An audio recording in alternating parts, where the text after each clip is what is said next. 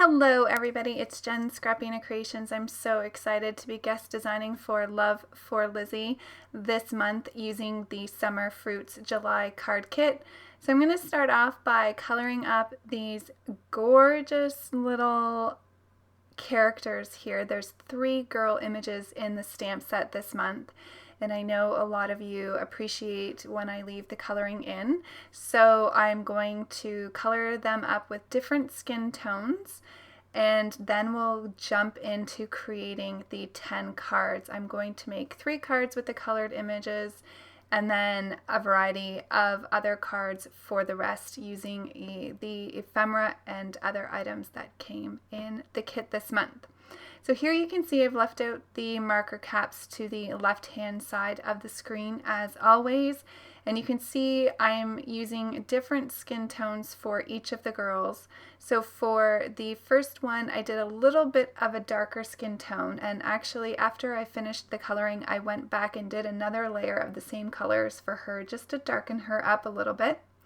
For the little girl with the watermelon who's going to be blonde, I did a fair skin tone, and then the darkest skin tone that I'm going to be doing today is this little girl that I am currently coloring. So the 2 with the buns on the top of their head are going to have darker skin tones and darker hair colors, and I really love when there's multiple images in a stamp set to allow you to get practice with coloring different skin tones to represent the various people who make up our beautiful world. So those will give you an idea of 3 different skin tone color combinations that you can use. And once I get this done, I believe I'm going to move on to their hair. So just finishing up these girls, I might add some cheeks here. Yeah, so I'm going to use the R20 for the cheeks on our 2 girls that are facing us. And now I'm going to go ahead and I'm going to do, for this image, a darker brown, but it almost has a little bit of a black look to it, or a dark gray. So I'm using E49 as my darkest color, E79 as my darkest midtone, E74 as my lightest midtone, and then E71 as the highlight color. And what I love about these images is that they are super easy to color, especially when it comes to the hair, because there's lots of lines kind of depicting where the shading would be anyways. So these are great to practice hair on. I still need lots of practice with hair. I find that one of the hardest things yet to color. So I love how the drawing of these girls just mapped it out perfectly where I needed to have my shadows. So for our second little girl who is facing forward with her back to us, this is actually my favorite image. I loved it. I find it very unique and just loved her. So I'm using a different brown combination for her, and I'm using E29, E27, E25, and E23. Just going through that, going darkest to lightest there and adding more dark to darken up her hair. And you can see the difference in those 2 different colors. The first one is a bit more of a lighter brown with almost like a gray black tint. And here's where I'm going to color our blonde little girl. And this is a new blonde color combination for me.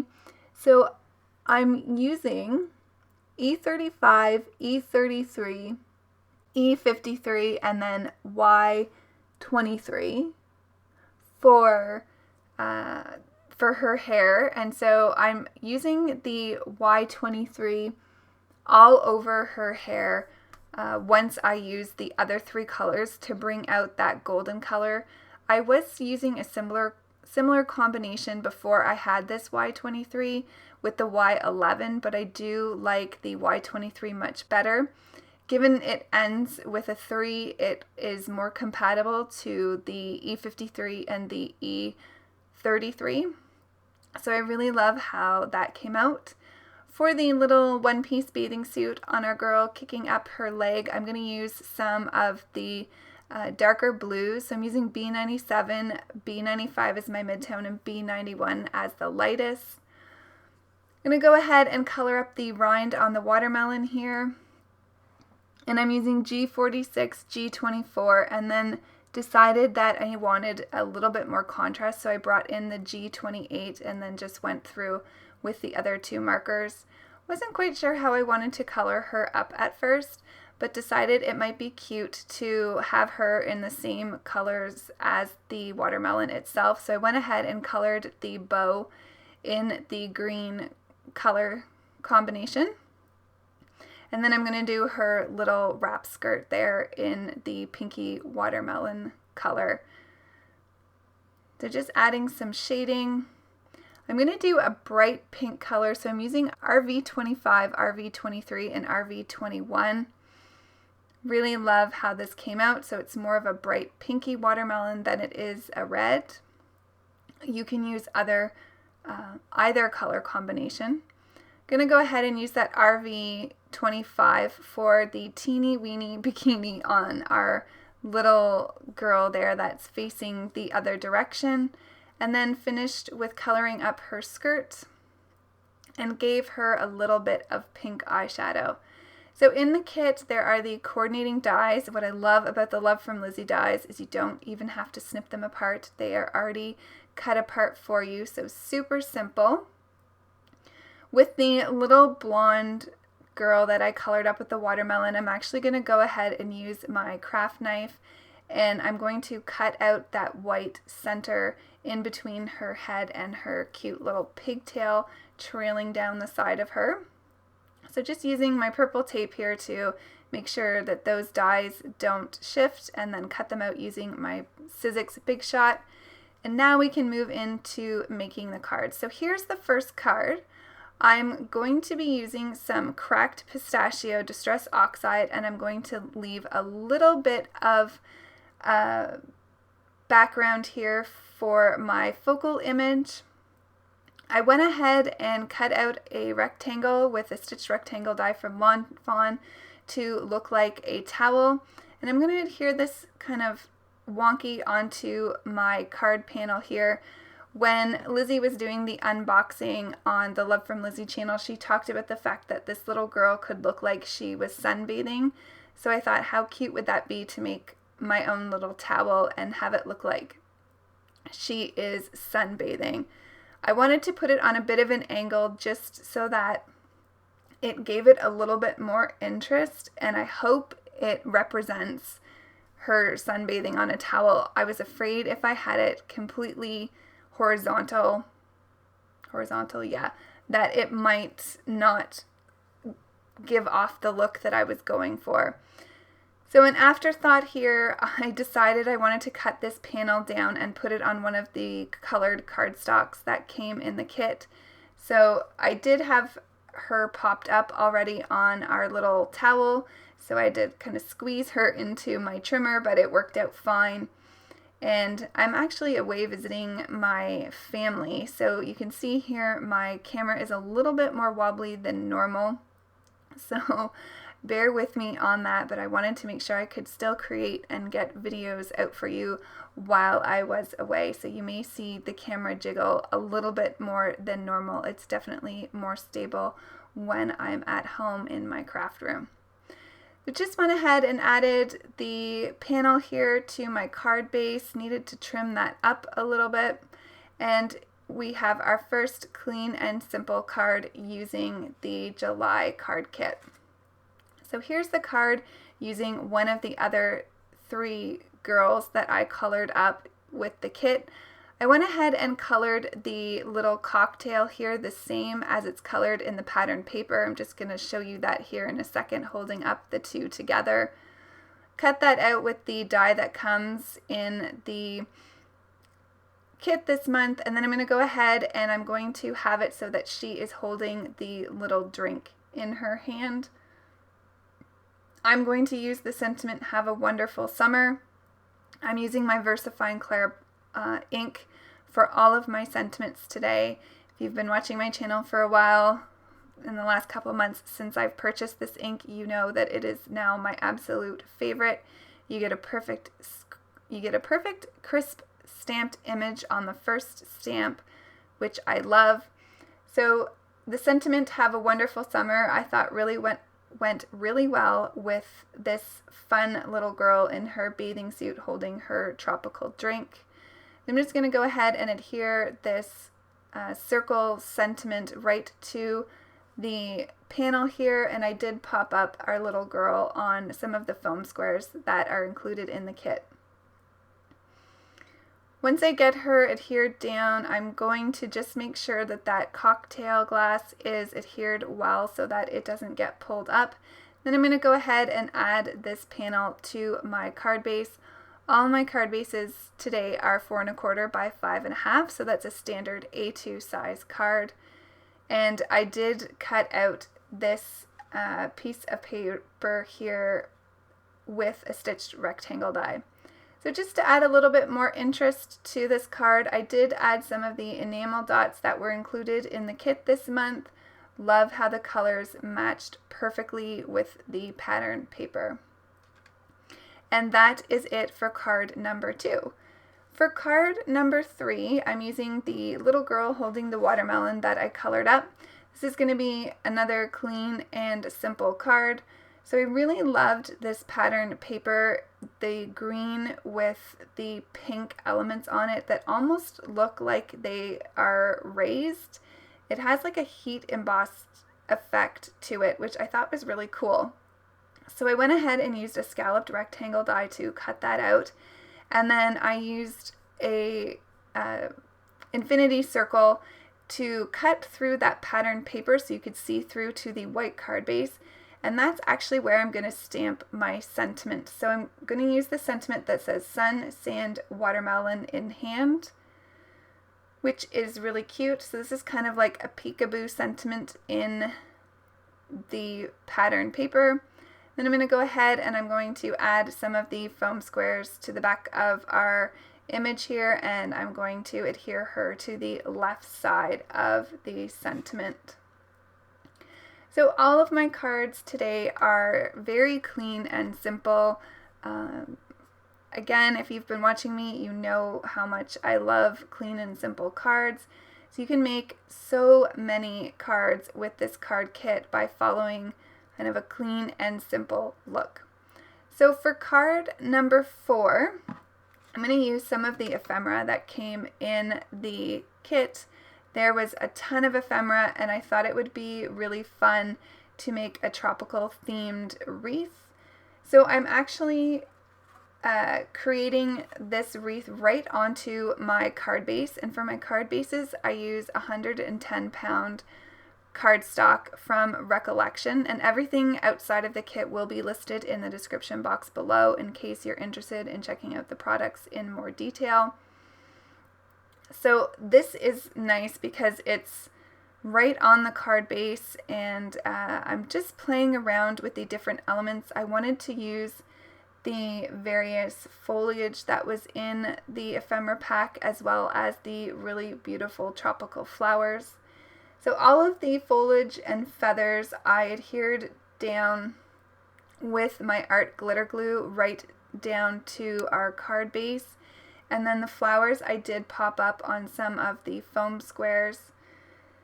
The card, or the wreath itself, is a little bit to the left side. It's not quite centered, but I will try to fix that by adding some sequins in the end to draw our eyes away from the fact that it's a little bit off-centered.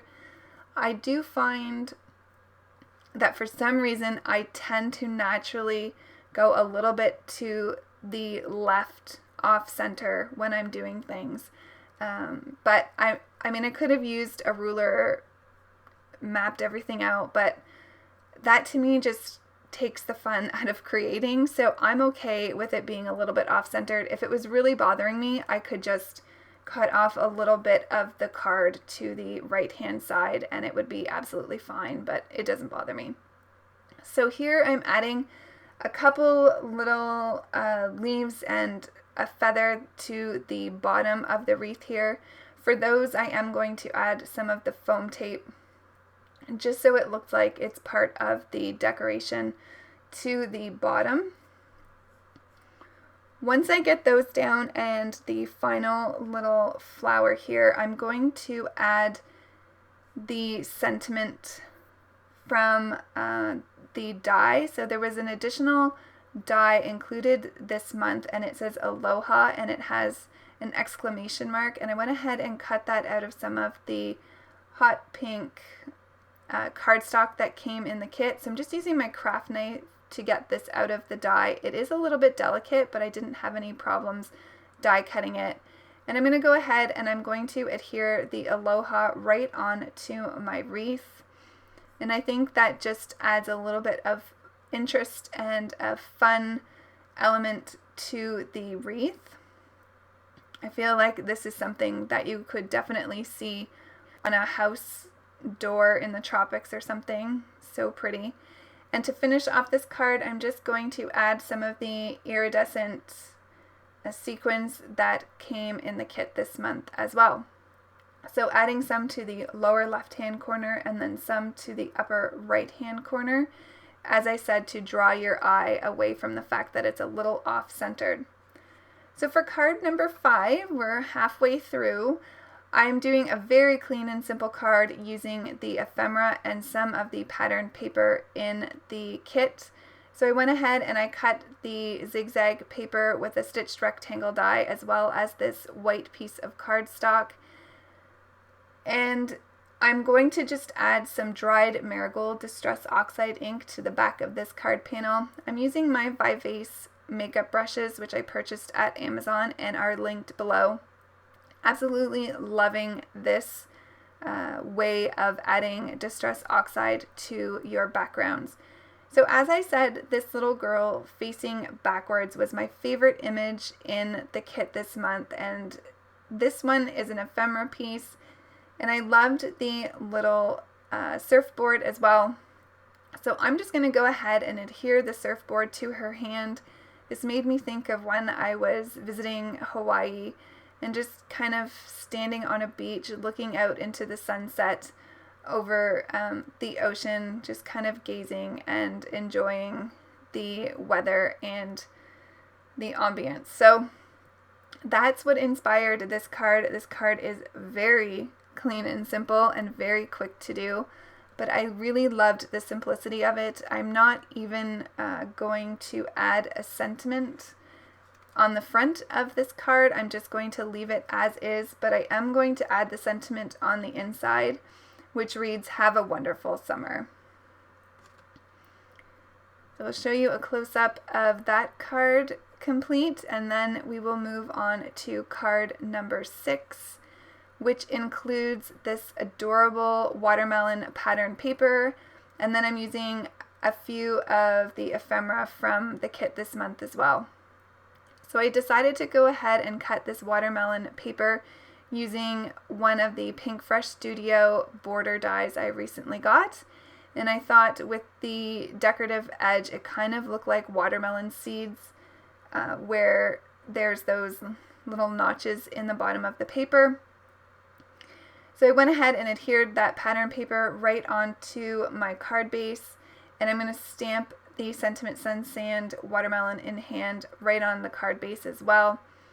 I am going to pop up our little girl here on some foam squares, and I'm just trimming up this one watermelon that had the lemons with it, or the limes, sorry, because I'm not going to see that, and I needed it to be a bit shorter underneath her. So I'm just adding these 2 slices of watermelon behind her just for some added interest, and I think it fills out the bottom of that card nicely. Again, another simple card that did not take very long to put together, but I think is absolutely adorable.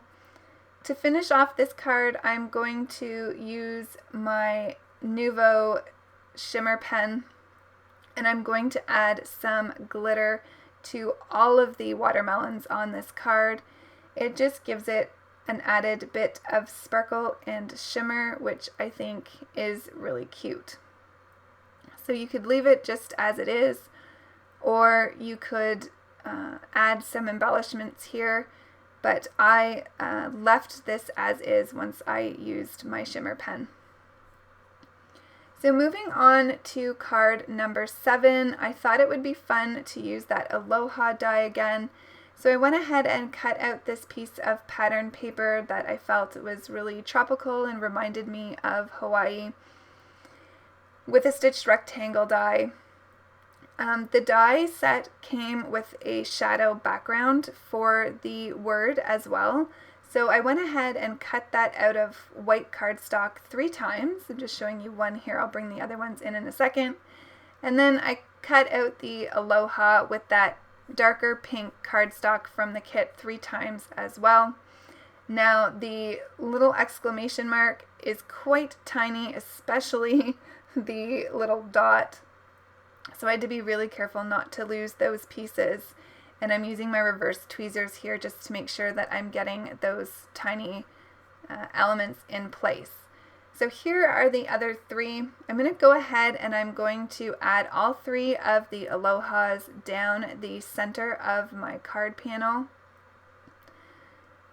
So I want to make sure that middle one is centered, and again, I'm just going to eyeball this. You could definitely take out a ruler if you want to make sure that you have everything perfectly measured, but I personally just wing it. I think that's the beauty of a handmade card.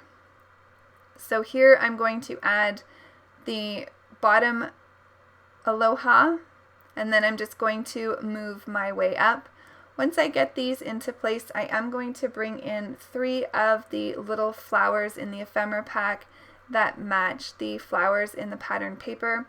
I did go ahead and put them on some of the foam squares so they'll be raised on the card.